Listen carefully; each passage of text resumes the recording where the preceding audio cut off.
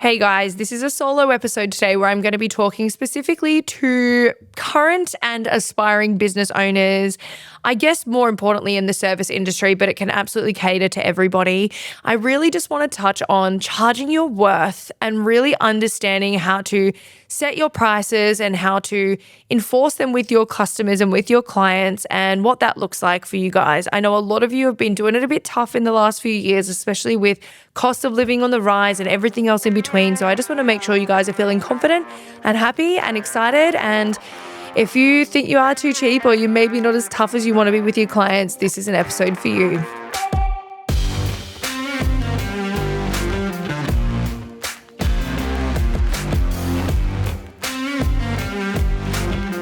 This podcast is being recorded on Wadawurrung land. We pay our respects to the traditional custodians of this land, our country, and elders past and present.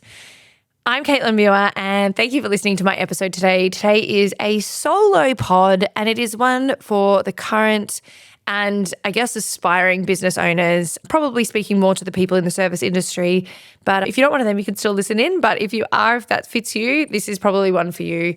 I have been a business coach and a mentor to the service industry for now just past 8 years, which is super exciting. Prior to that, I had 4 bricks and mortar. 2 were awesome, 2 not so awesome. And basically for the last 8 years, all I get to do is just work alongside incredible, amazing business owners and business people and their teams, teaching them and training them in how to be the best possible business owners that they can. And something I guess that's been coming up really commonly in our coaching circle lately and also on forums, and I see it posted online all the time, is just people really not understanding or not knowing how to price themselves and also not enforcing those boundaries and those pricing rules, and also just way undercharging for their services. It's really, really alarming, how often I see people, I guess, sharing that they can never make ends meet. There's just not enough money left at the end of the week or the month, however you work that out. And the reality of that is, and it's been, I'd say, more and more frequent in the last 4 to 5 years, is there is businesses closing down all the time, like all the time. And it's sad and it's scary. And, my job is that I don't want that to happen. I don't want that to happen to anyone. I want every person who starts their business to be a success and to do really well and to be financially rewarded. If you're not financially rewarded and you're not doing good, what's the point of having a business? Before we completely take off into today's episode, I just want to give a little bit of a disclaimer that I am not formally financially trained. All the advice that I'm giving you is things that have worked for me, things that have worked for my clients, things that have worked for the clients of the people that work for me, and real life ways that we have conquered this issue and real life ways that we teach this in Iconic Coaching in my business. So please always seek your own independent financial and legal advice. It's really, really important that you do that. So like I said, it keeps coming up, which is why I thought it was a really relevant topic to talk about at the moment. I think with crippling interest rates and the cost of living through the roof and, people tightening up their belts, I feel like a lot of people just lean into that and go, oh, well, I'll just keep my prices lower. Oh, well, I'll just discount people. And I want to tackle a lot of those issues today. So the first thing I want to kind of, I guess, make clear, and if you've worked with me in any capacity or if you've ever seen me talk live, is I'm not here for fluff. I'm here for facts. I'm pretty blunt. I don't sugarcoat anything. And I guess if I'm leaning into my clients and talking about them and using them as an example, they're not paying me to be fluffy. They're not paying for me to tell them what they want to hear. They're paying me to tell them what they need to hear. And so I'm going to do a bit of that today. My role as a coach or as a mentor, as a business person and as a team leader is when we're working our clients and we're sending them through our programs and we're taking them through their journey of business ownership, the first thing we do is expose the problems in their business. And I think that's a really hard thing for people to face. As well as that, we don't just leave you hanging. We don't just pull you apart into a million pieces and kind of just leave you raw dogging it and dying. We then guide you on how to fix them, and we give you all the tools and all the strategies, and we work with you on how you can actually overcome those issues or fix those problems and also really enhance the things that are going really well. Something that I think is a bit of a misconception about coaches and mentors, I'm sure this applies to lots of people, hairdressers, PTs, all sorts of businesses, is we're not a magic wand. And I think a lot of people think they're just going to go and invest in this mentor and in 5 minutes their business is going to turn around. And don't get me wrong, that has happened for us and it's happened for lots of our clients, but it's like they actually do the work. We can lead you, we can guide you, we can give you everything you need. You actually have to implement it, and you actually have to go and do the things. If you're not willing to do that, nobody's going to be able to fix you. And so we need to stop kind of blaming other people or leaning into other people and taking all this advice and reading all these books and doing all these things and then doing fucking nothing with it. Like, it's your responsibility when you own a business to put out fires, to deal with all the difficult stuff, and to grab your business by the balls and actually do what you need to do with it. So a lot of people are probably not going to like what I'm about to say. And I definitely, when I start to be at cause and rather than being at effective things. So being at cause is taking accountability, taking ownership, and really understanding your roles and responsibilities as a business owner, as an employer, as whatever you are, versus being at effect, like poor little me, everything happens to me, it's everybody else's fault, is that success or failure is most of the time a choice. It's a choice of you doing the groundwork. It's a choice of how much you work. It's a choice of you doing the things that you need to do. It's the choice of you making the difficult decisions and doing the hard tasks and actually following through with things. And for most people, success or failure is a choice. And as soon as I stopped blaming everybody else for the problems in my life and in my businesses, my whole life and outlook and everything turned around and everything started performing and everything started doing better.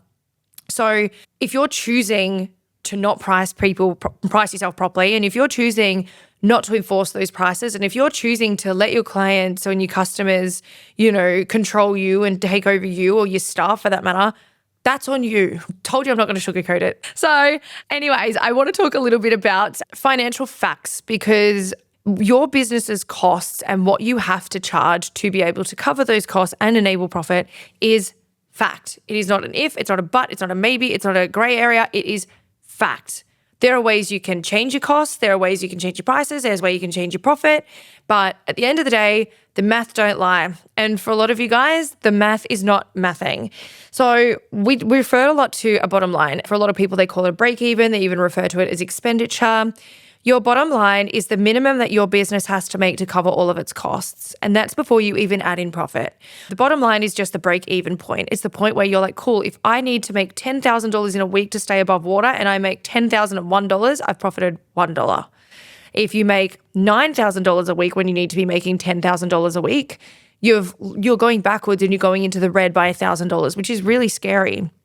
And the bitter reality for a lot of business owners and even a lot of people who've been in business a long time who are kind of like, well, shit, I don't actually know why things aren't working or why I'm getting to the end of the week or the end of the month or whatever. I just don't get it. And they're going further and further and further into the red every week. And that's because they haven't actually sit down and worked this out. So your bottom line is not a hard thing to work out. It just takes some time. You need to actually go through every single cost, every piece of expenditure, every labor component, whether that's subcontractors or whether that's employees and even yourself if you want to pay yourself, your products, your taxes, literally every cost that you're responsible for in your business forms your bottom line. And you need to split it all out and you need to break it down into an either monthly or a weekly amount, depending on how you work. Some of you work quarterly, some of you work yearly, that's also fine. And that is not a question, it is fact. That is the minimum amount that you need to make to keep your business and your livelihood above water and keep your head floating. Like, to succeed financially, like year 2 maths says that you have to make more than what you spend to succeed in life financially, to succeed in business financially, and to be able to get ahead. Sometimes it's even just to exist. If the math ain't mathin' for you, that would be the first place that I would be looking. I would be looking at what your actual bottom line is.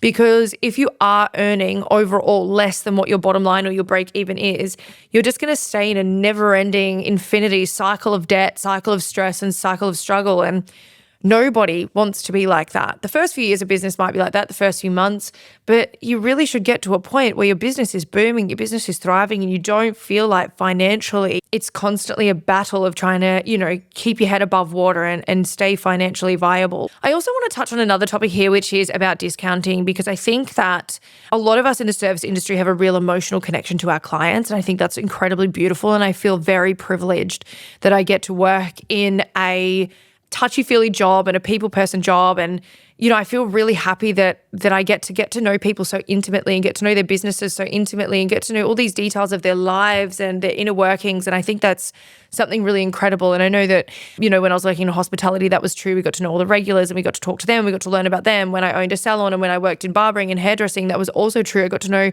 so much about my clients. And I'm sure a lot of the people in their life didn't even know about themselves. The problem with that is when we do get emotionally attached to people, we can also fall into the trap of discounting people. And it's a toxic thing that can happen where we're like, oh my God, we feel sorry for them, but we're always prioritizing them over ourselves. And I want to kind of debunk that a little bit today. The first thing is you don't owe your clients a discount just because they've been coming to you a long time, or just because they're really regular, or just because they send a lot of people to you, or just because they spend a lot of money with you. That is not why people deserve a discount.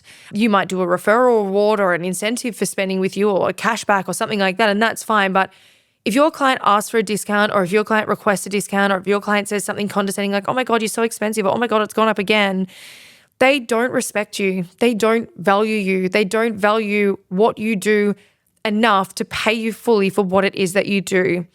And I always find, and this has always been true of me, is that those clients, those ones that were forever requesting discounts or kind of being a bit backhanded or, saying how expensive I was, well, I am expensive, but you're having my luxury services. They're always the ones carrying around a new iPhone. They're always the ones driving the latest Range Rover. They're always the ones that kind of have all this new late great stuff, dressed to the nines, looking beautiful. They're always the ones that have money, and they're always the tightest people. They're always the ones that have just spent 3 months around Italy on a yacht.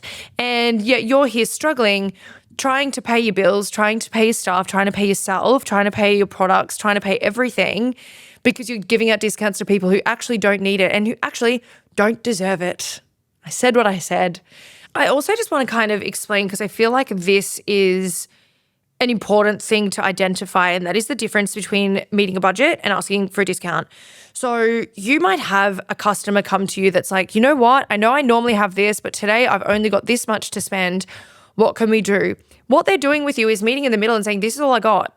And your job as the person providing that service, it's your job to then go, cool, well, you can have this, this, this, and this, and manipulate your services and your products to fit within that, doing lesser services, or, doing cheaper product ranges, or doing less products, or doing less aftercare. And that's how you can meet that budget. That person's being open and honest with you. They're respectful enough to tell you at the start. They're not waiting until the end, like the other client who's about to bargain with you, that's just sat there and had this really long, lengthy, detailed, difficult service that's now like, oh, well, is that how much it is? Can I get a bit of a discount? Or, I'm really doing it a bit tough at the moment. Could you just knock a bit off that price? That's the difference. I have plenty of clients that work to a budget, and I have always had clients that have worked to a budget. The beauty of that is I get to sit there and go, cool, well, how about this time we're going to do this, this, and this. Next time it's probably going to need a bit more. So let's plan for, say, $450 instead of $350. And then after that, it'll be $350 again. Already they're thinking ahead, well, shit, I'm coming back to them because they're really nice and respectful. They're not belittling me because I don't have enough money or enough budget to spend on them. And we're meeting in the middle where I'm still looking good, feeling good, getting all the things that I paid for, and I'm still getting paid for the services that I've done. I'm not being degraded or devalued or having to discount people to fit their value of what I am to them. So just know the difference between meeting a budget and discounting, because they absolutely are different. And I'm always been very happy to meet a budget. Sorry, bit of water. Talk too much, cotton mouth. It's not like me, is it? But you do need to value yourself enough to stand by your pricing and enforce your pricing, and really not be, old rubber arms where people can just bend you and do what they want with you. And I'll go into that a little bit more soon. So I also find, and this is probably more common with a lot of people that start with Iconic Coaching, with my coaching business, that when they come to us, there's quite a substantial gap between what they're charging now versus what they need to charge, and then sometimes even again between where they want to be goal-wise in their life. People don't come to us because they think they're killing it. They come to us because they need help with something, and it looks different to everybody. Every business and every business person is a different shape or a different size. How do we bridge that gap between what they are charging or what their current pricing menu is or service menu is versus what they need to be just to kind of like getting on top of their costs, or versus achieving their goals of buying that dream house or just living their dream life or being able to send their kids to a private school, whatever that looks like. A few ways. The first one is reducing your costs because your costs are too high. That can come in so many different shapes and forms and sizes. So I'm going to talk you through a few of them. The first one I would suggest is negotiating down or eliminating completely all of your costs that aren't relevant. So things like your power bills, things like your product costs. Sometimes that requires changing manufacturers or changing product companies. Sometimes that requires finding something that's completely different that does the same thing. Sometimes that looks like asking for bulk prices or negotiating with your suppliers and with your utilities and things like that. That can actually make a really huge difference to your bottom line at the end of the week. And some things you might only be able to reduce by $10, $20, $30 a month, and that's fine. But when it's like 10 things you're reducing by $10, $20, $30 a month, it could be hundreds of thousands of dollars over the life of your business and over the life of your lease. And on leases, sometimes the rent or the mortgage is too high. And there's a few ways out of that. Obviously, if you're locked into a lease, that's pretty rough. If you've got a mortgage, you could always sell, you could downsize, you could relocate. You could also consider renting out space, subletting, relocating completely. Sometimes the cost of relocating your business is actually way, way more cost effective than staying in a really long-term lease where you're spending way too much on your rent. So consider that too. The other one that I want to talk about, and this is probably a pretty difficult one to discuss, and I think this is probably, I speak for myself as an emotional person who does get attached to people, who does get attached to my clients. I also get attached to my staff. And I'm sure this is true of a lot of you. At the end of the day, all of your staff need to be working towards a KPI. Your business also needs to be working towards KPIs, and you need to be working towards KPIs.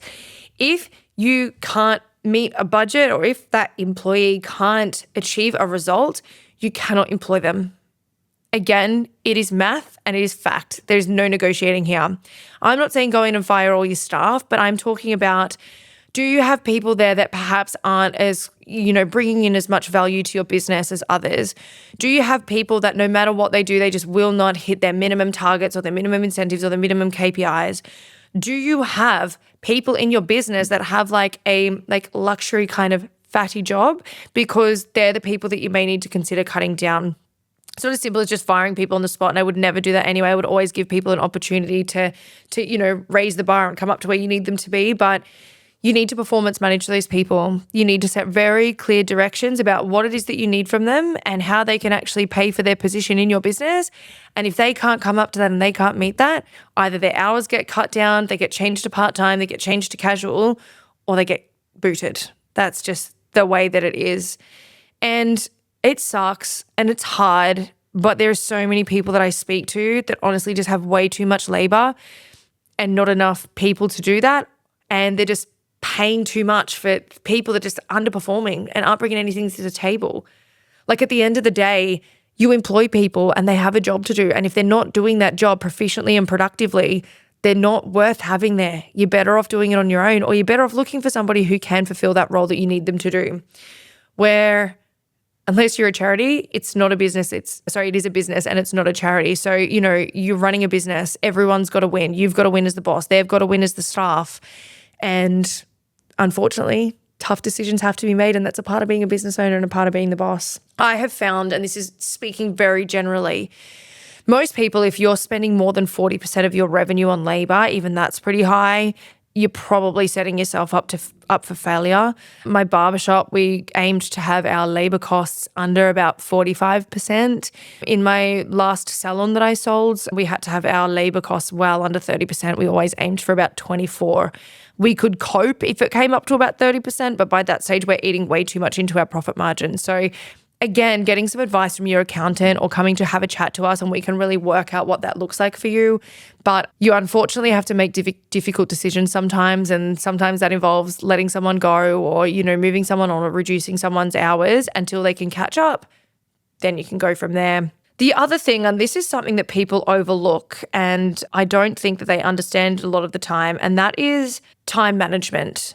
there is a lot of people that spend a lot of time with their clients and with their customers, and they do not charge accordingly. If you've got a service that takes an hour and then there's 5, 10, 15 minutes of prep time, let's say 15 minutes, that's 75 minutes that you have to be charging that client for. Because that's 75 minutes that you can't see any other customers. That's 75 minutes that you can't be doing anything else in your business. And something that comes up for us that we expose very early on when we put our clients through our pricing process is we expose their bottom line. We then go through and we determine all of their services and all of the different things that they offer. And then we go through and we map it all out for them so they can see every cost, every labor cost, every product, everything. We tell them their percentage of profit, their dollar of profit broken down by hours and minutes so they can see everything. And a lot of the time, they're just well undercharging. And the biggest factor is they're spending too much time or they're not charging for the right amount of time. Your prices have to be based on your labor costs, your expenses, your products, and your profit, and then your tax. And if you're doing it any other way, you're not doing it right. You can't just go in and have an estimated guess and just base your prices around everything that's around you. It's what most of us do, I guess, when we first start because we don't know any of this and we don't know how to actually define it. But you don't know the inner workings of any of the other businesses that are around you. You don't know anything of what's going on in their business. You don't know that they're not sinking. You don't know that they're coming up short every single week. You have no way of knowing that. We know that people only ever show the good stuff. They never ever show the dirty, dark, ugly stuff. But don't copy other people and don't just go with what they're doing because you don't even know if it's working. You just have no idea. Don't base your prices on what's going on around you. Sit down and actually work it out. And we can help with that if you need the help with it. Your accountant can help with that if you want to talk to them about it. But again, and just to recap on this, you deserve to profit. You deserve to make a livable and even more than that wage. You deserve to have fun with the money you're making in your business. You deserve to have fun with your business. And I can't imagine going backwards every week would be fun. It would be stressful. It would be heartbreaking. It would be all the things. It would be painful. It would be yucky. It would just be not good at all. So anyways, off on my tangents again. One way you can cut your costs down is by shortening the time that you spend with your clients. Otherwise, you can jack your prices up a little bit. I kind of want to talk to this too, and I mentioned it earlier, and that is, why would you take on the demand and the stress and the weight and the everything of a business if you pay yourself less than you'd earn in a job? If your industry, an average wage for you is normally $100,000 and you get to go to work your 9 to 5, clock off and go home and not think about anything, but you're paying yourself less than that in your business, you don't have a business, you have a job. You've literally bought yourself a job, and a very fucking stressful one at that. I think everyone in business can speak to the fact that it's not 9 to 5, it's a 24/7, 365. I can be on holidays and I don't turn off. It's not worth it for me if it's not financially viable for me and I don't feel like I'm winning and I don't feel like I'm buying myself more time back and I don't feel like I'm, getting something really great out of it. Otherwise, I would absolutely go and be employed. Why the hell would you do this if you weren't making good money out of it? So anyways, just to finish on that little section there, I just kind of wanted to make mention that if you've got a huge gap between where you are now, where you're priced now versus where you need to be, you do just kind of need to rip the Band-Aid off. If we sit down together and we go through your costings, we go through your expenditure, we go through your pricing, we go through all of your services, and we're developing your service menu and your price list that you're going to give to your customers and you're going to charge on to your customers, and there's $100 between what you're charging and where you need to be, you actually just need to rip the Band-Aid off and you need to just do it. A lot of people will be like, oh my God, well, I'll just do $50 intermittently. And it's like, that's fine, but you're still going into the red because you're not charging enough. So the choice is yours, right? Shorten the time down, cut your costs down, or jack your prices up and charge what you need to be charging. One of my mentors said it to me, and he was one of the first people I ever worked with in mentoring, in business coaching. And he said to me, because I had to do this, I had to jack my prices up somewhere around 35% for most things. And I think even some of my cutting services were more than that. And I was petrified. And he said, you may lose 20% of your clients, but you'll be doing 20% less work for probably more money. And that really sat with me. And I guess if it's now that, you know, you're not discounting people and you're not bending to people and you're not undercharging and you're now actually enforcing your prices and those clients leave you, they never really cared about you. They cared about them. So just remember that. I think the last thing I probably want to finish on here, and this just came into my head, so I hope it's a good way to kind of finish up the day or finish up this episode, is that you didn't just wake up one day and become great at what you do. I didn't wake up one day and just become a coach because I thought it would be a fun job. I've spent 8 years doing this and getting better and you know, working out that muscle and getting better at my coaching muscle. And prior to that, I did years and years and years of business that brought me to this point that I'm able to do this and I'm able to teach and I'm able to expand and I'm able to give advice and I'm able to help people. And it's the same in any industry. You don't spend no time and just wake up and you're good at something. That time that you're with your customers, that time that you're with your clients is not just about the 30 minutes that they're with you. It's about the 30 years that it brought you to get to that spot. It's about all the education you got and gained from the people that trained you and all of their experience. It's all the real world, real life experience of you working on other customers and other clients and doing these services over and over and over again. It's about the knowledge and the expertise and the skills and the everything that you give to that client that they can't do for themselves. So when you are charging and when you are sitting there and you are talking about your worth, it's not just about the hour. It's about the whole time that it's taken you to develop to that. They're paying for you. They're paying for your specialty. They're paying for your experience.